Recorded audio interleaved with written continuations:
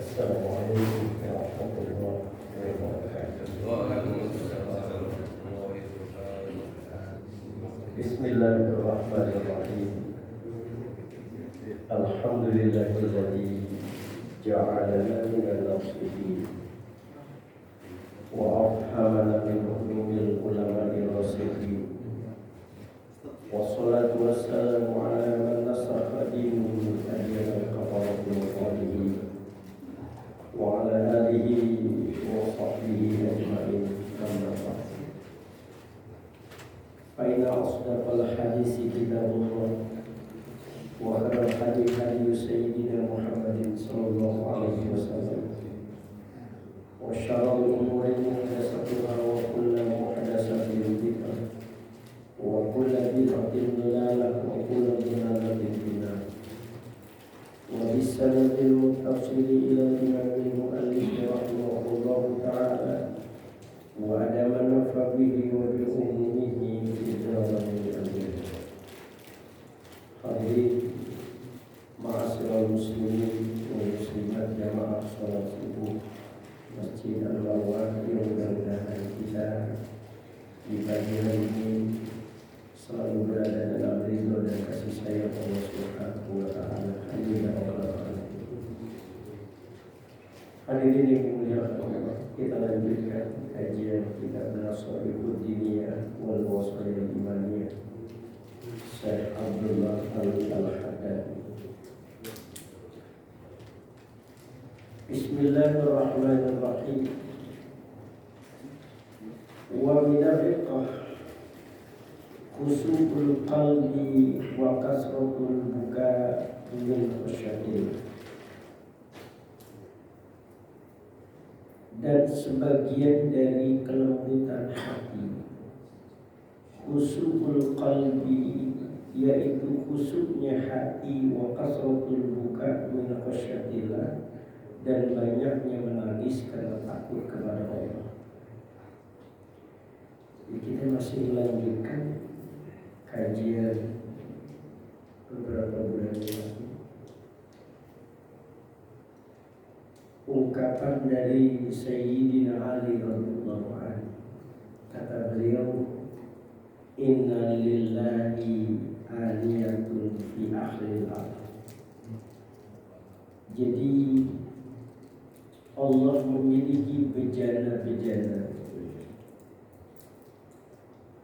fi akhiril ardh, pada penduduk bumi.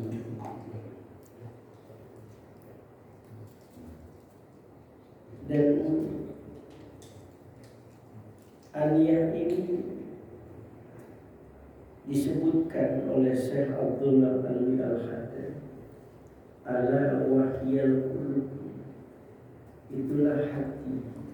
Jadi hati ini adalah bejana milik Allah yang ditempatkan oleh Allah di dalam kehidupan kita itu. Makanya aliyah ini termasuk tempatnya hidayah yang Allah datangkan kepada kita. Nah, aniyah yang dimaksud ini adalah hati yang penuh dengan kelembutan. Gimana ciri hati yang penuh kelembutan itu? Nah, dijelaskan oleh Syekh Abdullah Al-Haddad, khusubul qalbi wa kasratul buka min khasyatillah. Jadi hati yang senantiasa khusyuk dan banyak menangis karena takutnya kepada Allah, itu ciri kelembutan hati. Jadi kalau kita tidak tega melihat penderitaan orang lain dan gampang terenyuh ketika mendengar ayat-ayat dibacakan, dan yang kemudian ada rasa takut kita kepada Allah sehingga kemudian banyaknya tangisan yang keluar dari mata kita, itu udah kelembutan hati. Maka di dalam Al-Quran Allah katakan, wa ijatut sila alaihim ayatul rahman kharru sujadan wa bukiya. Dan apabila dibacakan ayat-ayat Allah, kharru, mereka tersungkur, sujada dalam keadaan sujud, wa bukiya, dan keadaan nangis. Itu ciri orang yang hatinya yang jadi gampang terenyuh ketika mendengar ayat-ayat Allah. Makanya Rasulullah Shallallahu Alaihi Wasallam termasuk orang yang ketika mendengar bacaan Al-Quran itu dibacakan, beliau langsung terenyuh. Walaupun Al-Quran diturunkan oleh Allah kepada Rasulullah Shallallahu Alaihi Wasallam, tapi Rasulullah itu kadang-kadang nggak kuat gitu. Abu Bakar As-Siddiq radhiyallahu anhu juga begitu. Makanya kenapa kemudian Siti Aisyah ketika Rasulullah Shallallahu Alaihi Wasallam menyuruh Abu Bakar untuk menggantikan posisi beliau menjadi imam, Aisyah itu bergerilya. Aisyah itu bergerilya meminta kepada Hafsah yang merupakan anak daripada Sayyidina Umar agar Sayyidina Umar menggantikan posisi Abu Bakar untuk menggantikan Rasulullah. Kenapa? Karena kata Siti Aisyah, Abu Bakar itu adalah seorang laki-laki yang gampang menangis kalau dia mendengar ayat-ayat Al-Quran. Dan itu betul-betul terefleksi dalam kehidupan sehari-hari. Jadi bukan hanya sekedar menangis ketika mendengar ayat-ayat Al-Quran dibacakan, tetapi pada kenyataannya beliau juga gampang terjun melihat penderitaan orang lain. Jadi bukan hanya sekedar kita mendengar ayat Quran kemudian kita menangis, tetapi pada keseharian itu kita gampang terjun. Maka itu yang kemudian dikatakan oleh Rasulullah, inna abdala ummati la yadkhuluna al-jannah bi kasrati shalah wala siyam bal fi sakhawatin nufus.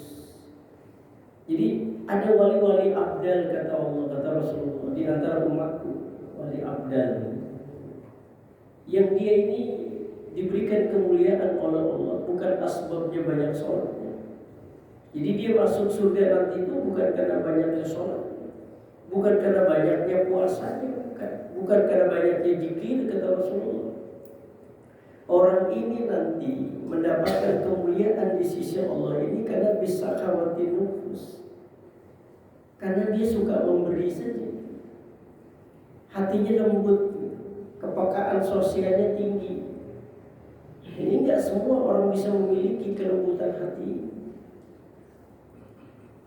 Makanya kita tidak bisa menilai seseorang itu wali karena kualitas ibadahnya yang tahajudnya enggak pernah berhenti, enggak dari situ.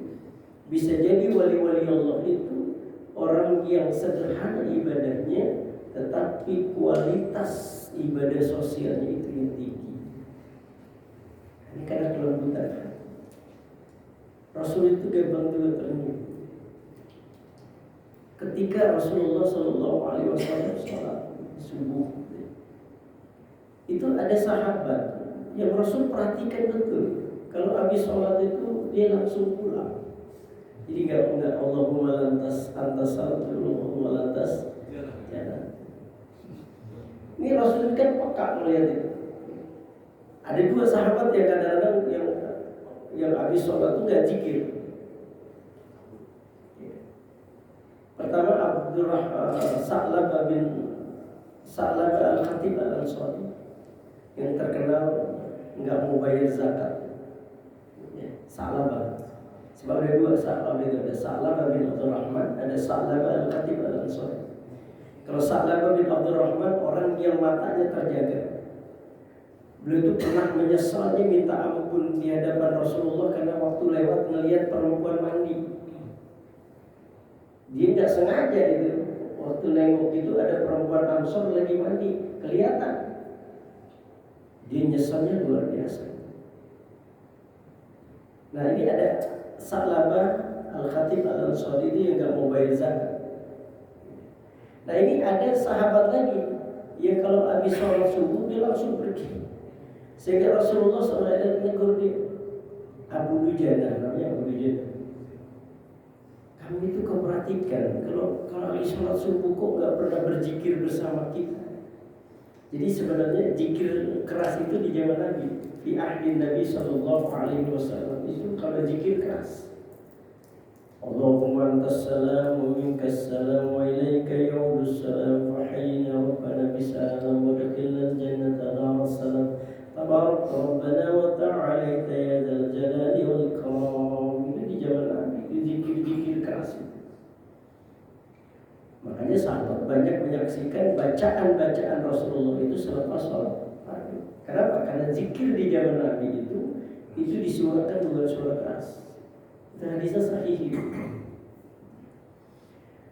Nah, Abu Dajjal cerita, ya Rasulullah, mohon maaf ya Rasulullah, saya sebenarnya pengen berzikir, berdoa bersama engkau ya Rasulullah, tetapi kondisi yang tidak memungkinkan aku bisa berzikir bersama engkau ya Rasulullah. Ada apa? Kata Rasulullah. Begini ya Rasulullah, di rumahku itu ada pohon korma yang dahannya itu menonjol ke dekat rumah habis itu. Bahasa kita apa? Doyong. Kalau kita orang Betawi doyong. Enggak tahu bahasa orang Jawa apa? Doyong ya. Jorok. Doyong. Dan malam itu ya Rasulullah, buahnya itu berjatuhan.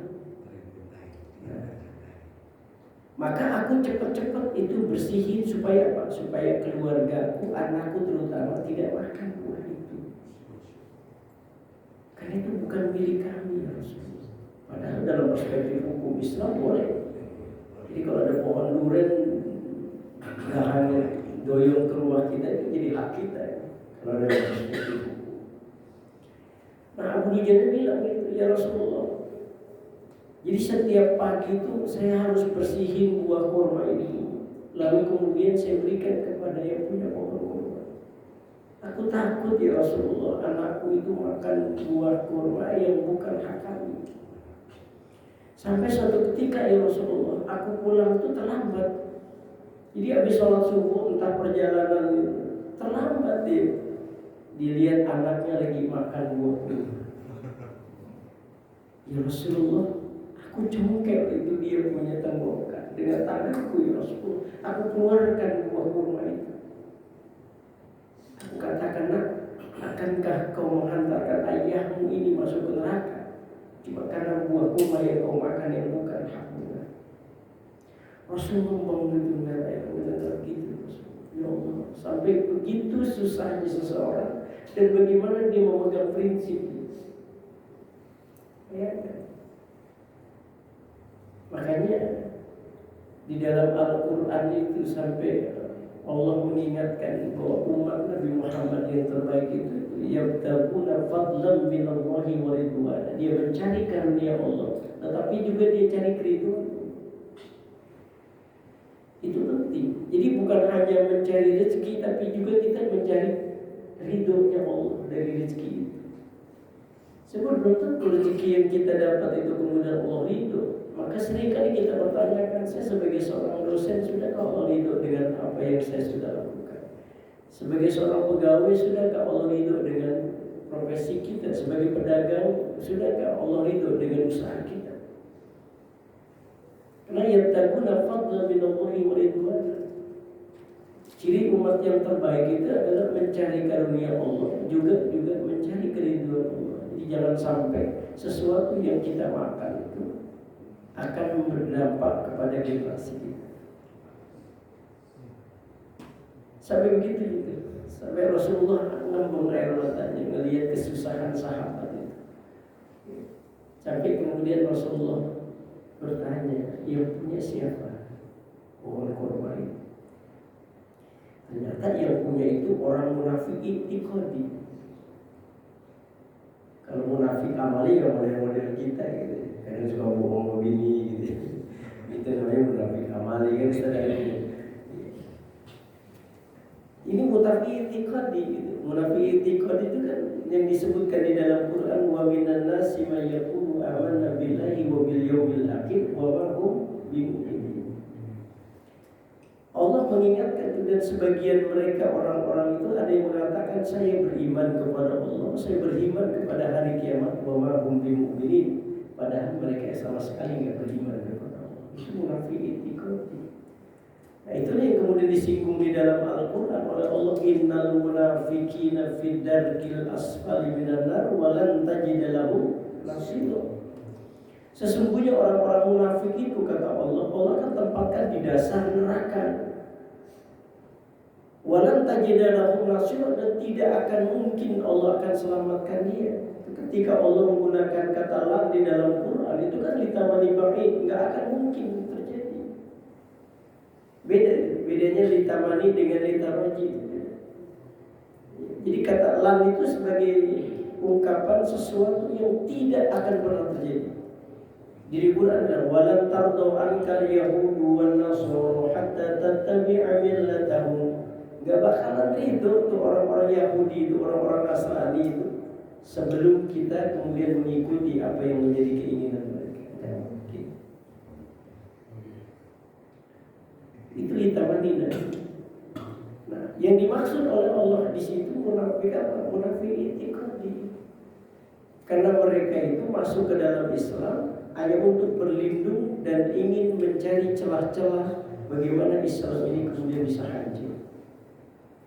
Makanya di zaman dulu tuh ada Abdullah bin Sabah yang kemudian melahirkan Syiah Sabaiyah, yang dia katakan Ali itu sebagai anak Tuhan.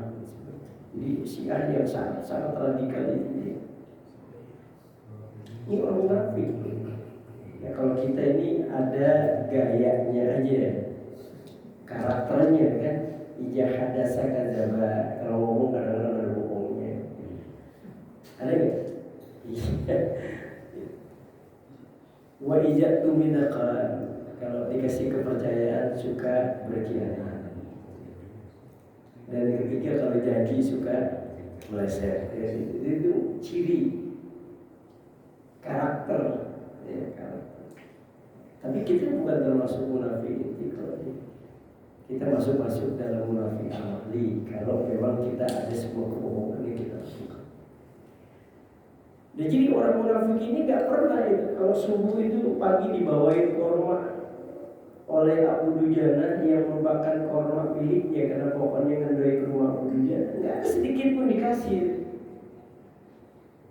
Iya, kalau kita kan punya ini juga kayaknya, ini orang nganterin buah korma ya kita bagi lah dia 1 atau 2 gitu sebagai kita berterima kasih. Ini sama sekali gak ada.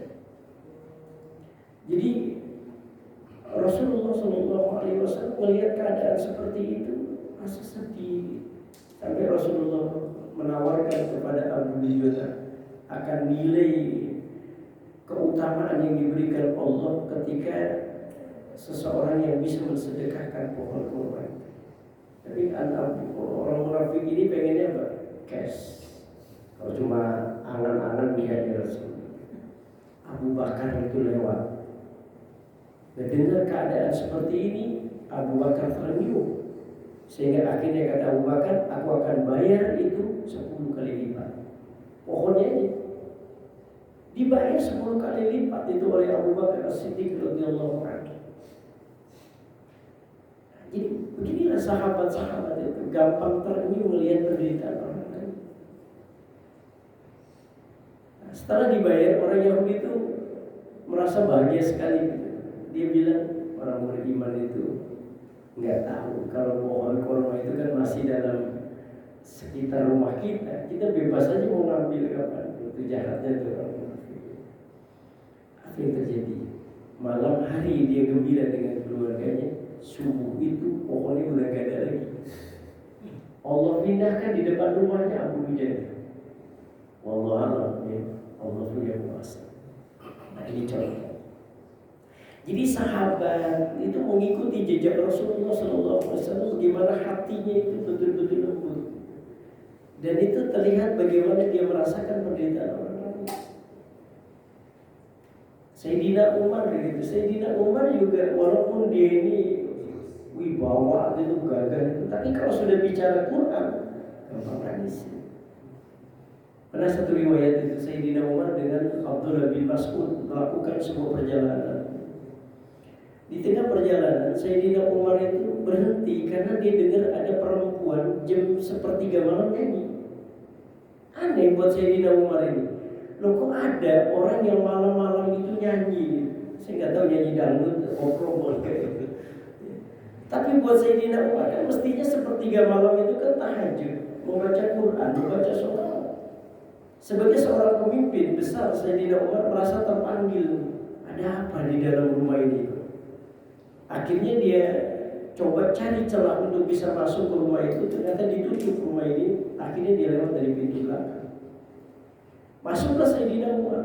Betapa terkejutnya Sayyidina Umar melihat ada seorang kakek-kakek tua dalam keadaan duduk santai itu, di depannya perempuan yang sedang bernyanyi dengan pakaian yang sangat tidak pantas untuk dilihat. Gak usah dipikirin, ntar pulang.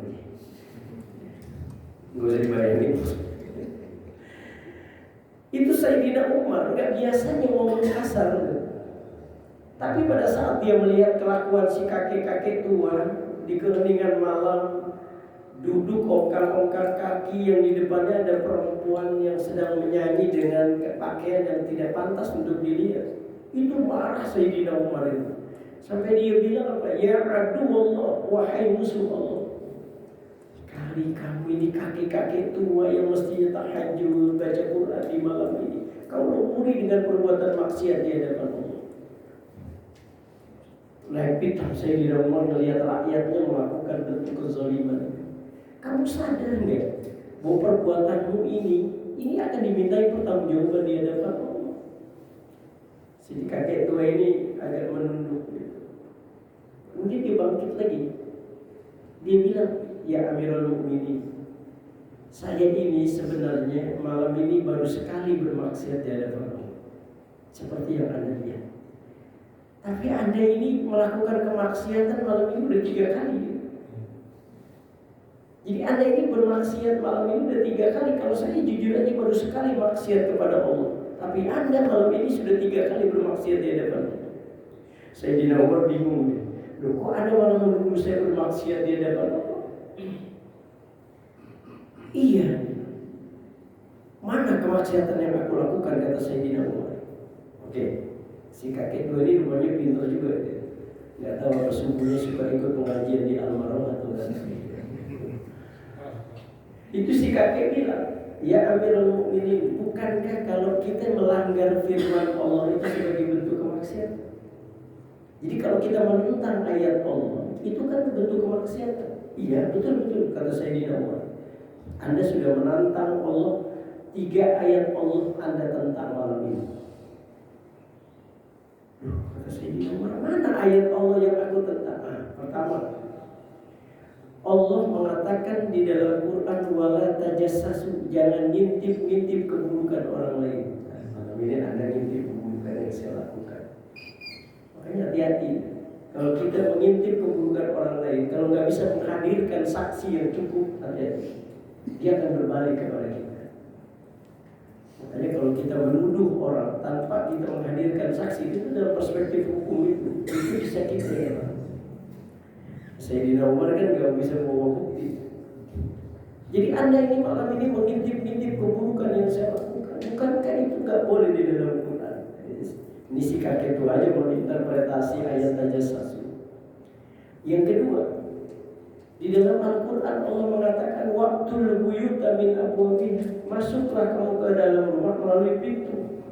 Anda enggak melalui pintu, berarti Anda melanggar firman Allah. Sayyidina Umar sudah mulai itu. Kalau dia dengar ayat-ayat begitu dia gampang terjun. Yang ketiga, kata si kakek tua, di dalam Quran itu kan Allah bilang la tadkhulu buyutan ghairu buyutikum hatta ta'nisu wa tusallimu ala ahliha. Janganlah kamu masuk ke rumah yang bukan rumahmu sebelum kau minta izin dan mengucapkan salam kepada yang memiliki rumah itu. Anda melakukan itu? Tidak. Berarti malam ini Anda sudah menentang ayat-ayat Allah 3 ayat. Apa yang terjadi? Sayyidina Umar nangis. Sayyidina Umar nangis, sudah gak peduli lagi si kakek tua ini. Akhirnya dengan air mata yang berlinang, air mata itu penyesalan yang terjadi pada Sayyidina Umar. Kemudian Sayyidina Umar pulang. Nah, inilah sahabat-sahabat yang memiliki kepekaan yang luar biasa. Jadi wakasratul buka min khasyatillah. Jadi ciri hati yang lembut itu hati yang gampang menangis. Rasul itu kan sepertiga malam itu sampai subuh menangis. Iya. Maka di di dalam Quran dikatakan ija tutla alaihim ayatul rahman kharru sujada wa buki. Apabila dibacakan ayat-ayat Allah, maka tersungkurlah mereka itu, lalu kemudian dalam keadaan bersujud mereka menangis terseduh-seduh karena mendengar ayat-ayat Allah. Ini ciri kata Syekh Abdullah bin Al-Haddad, orang yang riqah, yang ada kelembutan hati di dalam. Maka di dalam hadis Nabi katakan sab'atun yuzilluhumullahu yawma la zilla illa zilluh. Ada 7 golongan kata Rasulullah yang Allah akan melindungi nanti pada hari kiamat. Jadi 7 hasta matahari itu dari kepala kita itu tidak terkena sedikit pun kita dari setengah matahari. Jika Nabi tudna syamsu yawmal kiamat, didekatkan itu matahari itu pada hari kiamat dari kita. Satu riwayat katakan 7 hasta, berarti 7 hasta itu matahari. Tapi ada 7 golongan yang Allah ketahui itu nggak akan kena tersentuh panasnya sinar matahari. Padahal kata Nabi ada orang yang tenggelam dengan keringatnya, ada yang sampai lehernya, ada yang sampai mata kakinya. Nah ini sama sekali Allah selamatkan dia. Tidak ada sedikit pun rasa panas yang dia alami pada saat itu karena Allah sudah melindungi. Siapa mereka? Kata Nabi, rajulan zakarallahu khaliyan faqadat ainah. Jadi laki-laki yang bersunyi-sunyi di keheningan malam, kemudian bercucurlah air matanya dia. Itu ciri. Jadi makanya di dalam satu riwayat Allah ini udah gemes banget sebenarnya untuk menghancurkan bumi. Karena kejahatan di muka bumi ini sudah begitu kompleks. Jadi kejahatan umat-umat terdahulu itu sudah terjadi dalam kehidupan kita sekarang. Maka disebutkan bahwa kejahatan sekarang ini sudah kompleks. Coba lihat deh, perhatikan. Jadi umat-umat terdahulu itu karakternya itu sudah ada dalam kehidupan kita. Contohnya Nabi Nuh. Nabi Nuh itu kan punya karakteristik umat itu tidak percaya dengan eksistensi Allah. Itu umat Nabi Nuh. Maka terkenal dengan kaum ateis. Maka ketika Nabi Nuh mendakwakan inni lakum rasulun amin fattaqullaha wa atiun. Kata Nabi Nuh, aku ini utusan Allah, maka bertakwalah dan taatlah kalian kepada Allah. Tapi apa jawaban mereka? Mereka mendustakan apa yang disampaikan Nabi Nuh alaihissalam atas ajakan itu. Maka Allah menimpakan musibah hujan 40 hari 40 malam sehingga menenggelamkan kehidupan mereka. Kemudian lagi umatnya Nabi Hud. Nabi Hud itu terkenal dengan arogansi iftek. Ya, di dalam Quran itu dikenal Nabi Hud itu arogansi iftek. Mereka bangun gedung-gedung tinggi. Jadi Nabi Hud itu ciri umatnya mereka jago itu arsitektur. Mereka bangun gedung-gedung bertingkat. Nah, akibat dari apa yang terjadi dalam kehidupan mereka ada kesombongan. Maka Nabi Hud itu umatnya termasuk arogan. Dia merasa dia bangun gedung bertingkat, lalu mereka selamat dari azab Allah. Ketika Nabi Hud mengatakan inni lakum rasulun amin fattaqullaha wa atiun, mereka kemudian enggak mau mengikuti ajakan Nabi Hud. Karena mereka merasa, ya kalau memang Allah mau menimpakan azab, tak mungkin kami bisa berlindung di tempat yang aman. Apa yang terjadi? Allah menimpakan musibah demi musibah, hancur umat Nabi Hud. Nabi Soleh juga begitu. Nabi Soleh ini di dalam Quran umatnya terkenal dengan seni arsitektur. Jadi kalau Bapak ke Yordan itu ada gedung, ada ukiran-ukiran itu hasil arsitekturnya umat Nabi Soleh. Seniman-seniman yang congkak dengan keahlian yang mereka lakukan. Sama. Ketika Nabi Soleh mendakwakan di tengah-tengah mereka fakazzabu, mereka menolak, mereka mengingkari ajakan Nabi Soleh. Allah timpakan apa? Gempa. Gempa ini tidak tanggung-tanggung. Itu saya 4 hari di Jogja itu, karena ada pertemuan dengan beberapa rektor. Itu saya tanya itu, gimana gempa di Jogja itu? Itu ternyata dahsyat cerita orang sana. Iya. Tahun ini kan kita tahu ini gempa begini. Dahsyatnya luar biasa. Sampai saya sempat mengunjungi tempat-tempat yang diceritakan pusatnya begini. Itu kan Allah mau seperti itu. Sama gitu. Kenapa? Kamu membanggakan umat Nabi SAW. Kemudian Nabi Shu'aib ini kan di dalam Quran terkenal dengan Ashabul Aikah. Satu kelompok, satu golongan umat yang terkenal dengan korupsi, kolusi, dan falsi. Maka di dalam Quran itu Allah menyinggung itu umat Nabi Shu'aib, fawailul lil mutaffifin. Iya, orang-orang yang suka main-mainin takaran, timbangan, itu karakternya umat Nabi Shu'aib. Nabi Shu'aib sudah ngingetin ke mereka, apa innilakum rasulun amin fattaqullaha wa atii'un. Tapi mereka mereka mendusta. Maka ditimpa oleh azab yang luar biasa. Terakhir umat Nabi Lut. Nabi Lut itu kan terkenal umatnya kaum Sadom. Laki-laki dengan laki-laki, perempuan dengan perempuan. Iya. Ini sangat terkenal sekali. Ketika Nabi Lut bilang inilakum rasulun amin fattaqullaha wa atii'un, mereka enggak menggubris sampai akhirnya Allah timpakan juga hujan batu. Habis, enggak tersisa itu umatnya Nabi Lut alaihissalam. Nah, ini karakteristik umat nabi-nabi terdahulu. Itu semuanya sudah ada dalam kehidupan kita. Coba umatnya Nabi Nuh ada nggak sekarang ini penyakit? Banyak. Kaum ateis itu banyak. Kaum yang pembangkangan terhadap eksistensi Allah itu banyak sekali. Bahkan orang-orang yang duduk sebagai wakil rakyat itu ada juga. Ya, mereka sudah tidak percaya. Bahkan sekarang ini kan ada agama Scientology. Jadi ada agama yang mereka lebih percaya kepada sains. Kayak Tom Cruise yang artis Hollywood. Ya, itu kan agamanya agama sains. Mereka lebih percaya kepada perkembangan ilmu pengetahuan ketimbang. Nanti lama-lama gitu. Orang akhirnya udah gak percaya kepada Allah, mereka lebih percaya kepada saya.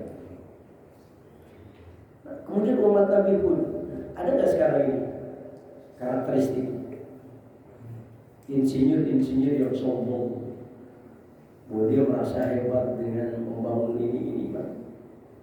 Seniman umat Nabi Soleh yang congkak dengan apa yang dia sudah lakukan banyak gitu. Nabi Shu'aib umatnya, oh banyak banget. Dari tingkat yang paling atas sampai bawah itu, iya, korupsi dan terakhir umat Nabi Lut. Coba Nabi Lut, bahkan mereka sekarang udah gak malu-malu ya, menunjukkan jati diri mereka. Makanya Nabi sampai mengatakan inna min asratis sa'ah, tanda-tanda kiamat itu dipercepat oleh Allah itu apa? Di antaranya wayabsu zina. Ya udah merata di mana-mana. Jadi orang nggak malu-malu lagi, Pak, menunjukkan jati diri dia. Saya orang PSK, saya seorang ini. Jadi Allah ini sudah gemes banget sebenarnya ini. Melihat kondisi umat yang sudah sempurna karakter umat-umat terdahulu dalam kehidupan kita. Tetapi karena ada faqadat aina, ada orang-orang yang masih menangis di keheningan malam, itu yang Allah tunda kemurkaannya. Jadi selama masih ada orang-orang yang menangis di keheningan malam itu, Allah tunda. Allah nggak akan hancurkan bumi. Nah, hadirin sekalian dimuliakan, makanya nanti itu kullu ainin baqiyatun yaumal qiyamah.